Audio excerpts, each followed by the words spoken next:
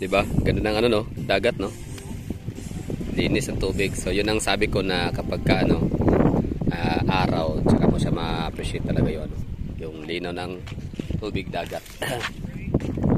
Tsaka ng ano ng buhangin. Siyempre dahil nga sa araw, kung makulimlim wala din mo yan masyadong ma-appreciate kasi madilim no.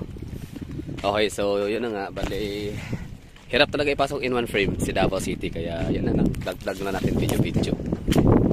Pinicturean ko na siya, dami ko nang ginawang ano, yung ultra wide lens yung ginamit ko para talaga ultra wide no, yung kuha natin, pero hindi talaga kaya, hindi talaga kasya, kaya yan na lang.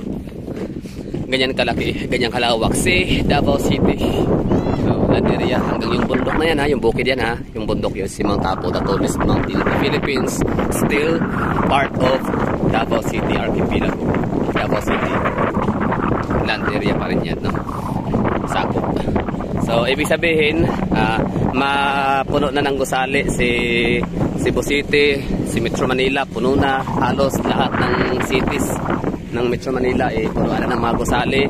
Kaya ang ginawa nila is nagtakbuhan na sila no, expansion sa Bulacan, Rizal, Cavite and Batangas, Laguna, para sa mga upcoming na mga development projects ng mga private and government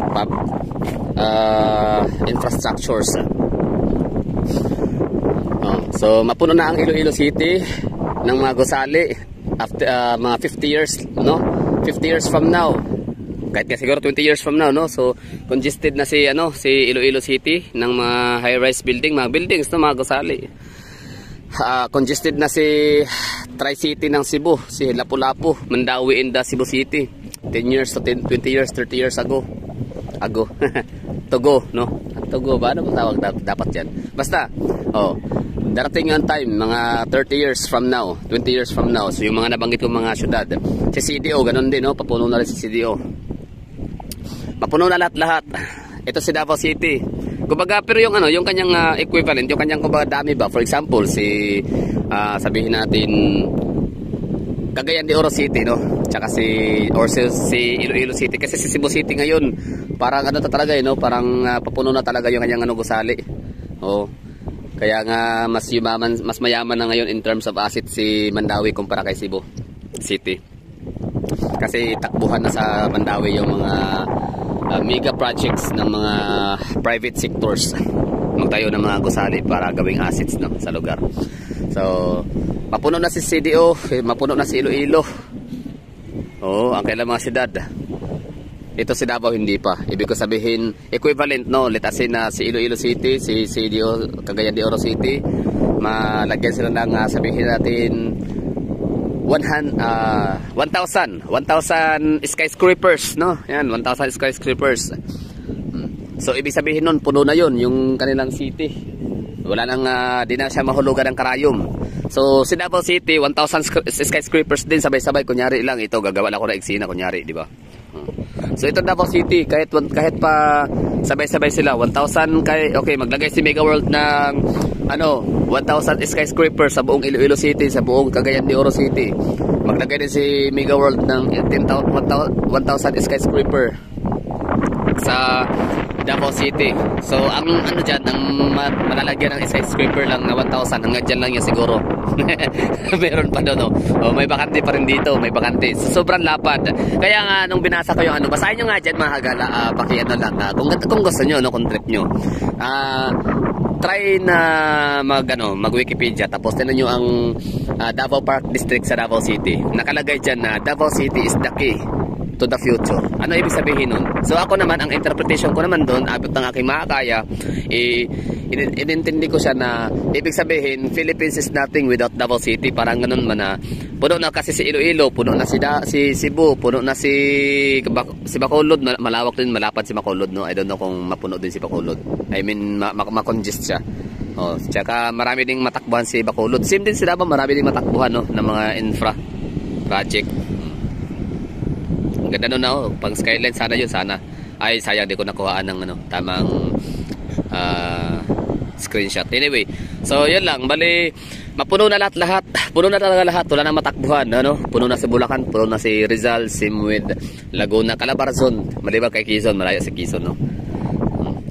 So, ano doon, bali, puno na, wala na mapaglagyan ng mga infra ang Pilipinas. So, meron pa natira Davao City. So, Davao City is the key to the future. Yan ang iniisip ko, inintindi.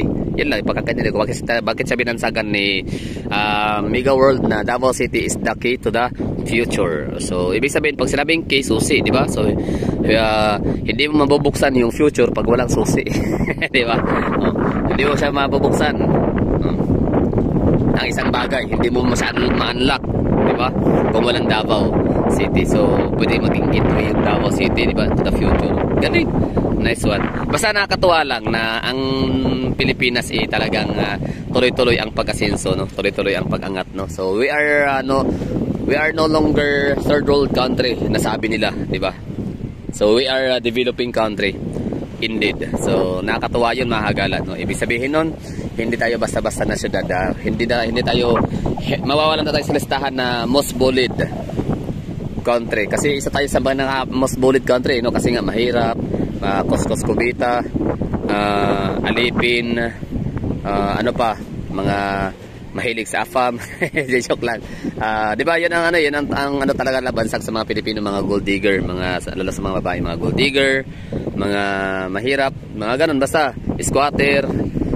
Tawag sa Pilipinas sino nga, Smoky Mountain. So we are no longer like that, no? Like ano na tayo, we're developing country.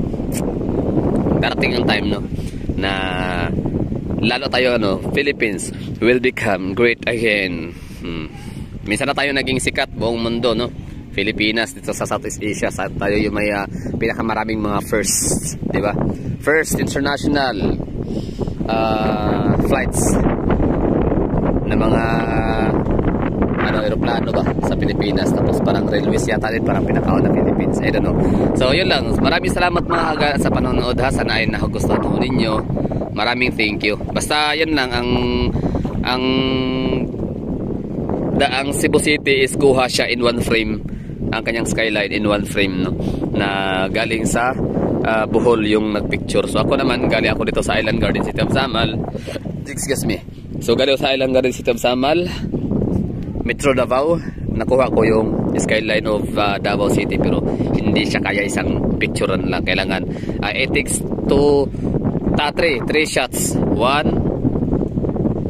tapos dito 2 and 3. Ayan, para makuha ko yung skyline. Partida, hindi pa nakasama dyan yung yung mga bandang Sasa, Panangkan, Tibungkol, Lasang, Ilang, Bunawan.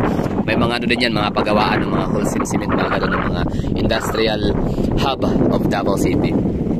Ito pa nga pala, maganda rito, Santa Cruz, Metro Davao. Santa Cruz, Davao del Sur nung araw, pero dahil nga sa naging metropolitan na ang Davao, so siya ay kasapi na siya ng ng metropolitan Davao. So Santa Cruz, Metro Davao. Nandiyan yung mga Franklin Baker, pagawaan niya ng mga tawag nito, mga basta marami mga factory. Tapos itong dome na yan, hindi yan siya hindi yan iron dome ng Israel against sa ng Gaza, ng Palestine, kundi yan ay power plant daw ng Aboitiz. So, okay, so that's all for this video. Thank you for watching. Ang ganda mo talaga, Ma'am Tabo. Yan, napakita na siya. Maraming salamat sa mga nagkumukuha na kay screenshot sa mga vlog ko, tapos pinupost sa akin ng mga social media account and sa mga groups and pages sa Mindanao Growing, Construction Boom, mga ganun, sa Boom Mindanao, Visayas and Mindanao, the next big thing, skyscrapers, city scrapers of the world, mga ganun. So maraming thank you, no? Hindi nyo kinakalimutan yung pagbibigay ng credit ng aking channel, no, kung saan nyo kinuha yung kung saan nyo grab yung footage or image. So maraming thank you at dahil dyan Merry Christmas sa inyo, no? Happy tayo dyan. Ganun lang naman, no? Credit lang na nakakatuwa. So, kasi may mga tao na mapapanood yun, kung siyempre picture, iba yung picture, no? Sa picture lang tapos may caption, iba din talaga kapag may video, may vlog, kaya nitong ginawa ko. So siyempre ma-intriga sila, parang gusto sila panoorin, parang mabibitin o kukulangan sila sa tawag nito, sa information, sa caption in the picture. So panoorin din nila yung video, pero pag kilagay YouTube channel, image credit to Gala the Explorer channel, YouTube channel. Ganun sana, no? Mas maganda. Para mas lalong happy yung Christmas natin, mga kagala, ng mga nag-aabang lang dyan ng mga upload natin para i-re-upload. Yung ano ha, picture lang ha. Picture, yun lang ang bibigyan natin ng permiso na i-screenshot. Yan o, diba? O ito yan, simula sa Verdun Park. Ito, Verdun Park yan o, Verdun Park.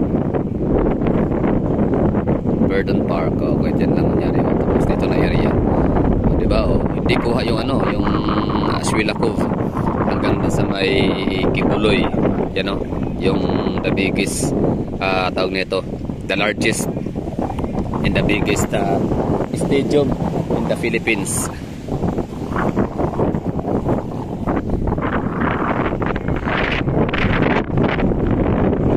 Asa na yung ano, yate? May barko parating.